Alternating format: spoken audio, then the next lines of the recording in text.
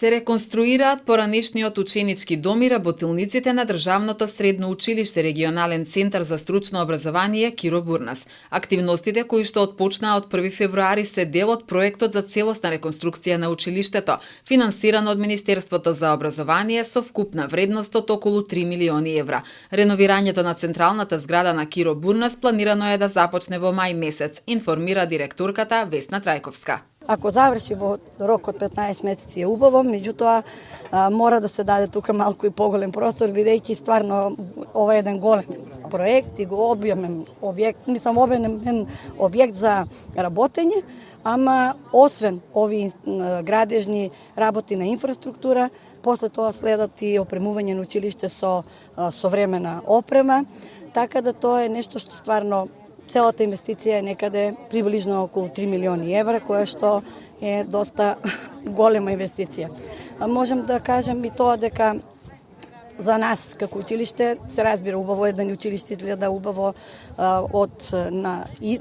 преку инфраструктурен дел, но најбитно ни е што ќе бидеме опремени со современа опрема. Опрема ќе биде во главном, значи најголем ќе биде сконцентрирано и најголем акцент ќе биде даден на овие два профила за кои што планираме да бидеме регионален центар,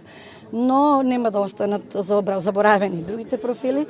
Државното средно училиште Киро Бурнас е регионален центар за два профили: агротехничар и техничар за фитомедицина од земјоделско-ветеринарната струка и прехранбен техничар од хемиско-технолошката струка. Нашето училиште уште во 2019 година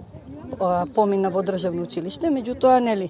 корона, па криза и сето тоа ги одложи работите кои што требаше да се одвиваат и званично 2021 поминавме комплетно под државно училиште, значи со се комплет и документација и целокупната регистрација помина кон државно училиште. Не беше битно само да се помине во државно училиште, побитно беше ова што станавме и регионален центар за стручно образование и обука, центар кој што ги опфаќа целиот североисточен плански регион и центар кај што ќе можеме да вршиме обука и на возрастни. Располагаме со доволно наставници кои што ќе можат да ги изведуваат обуките, но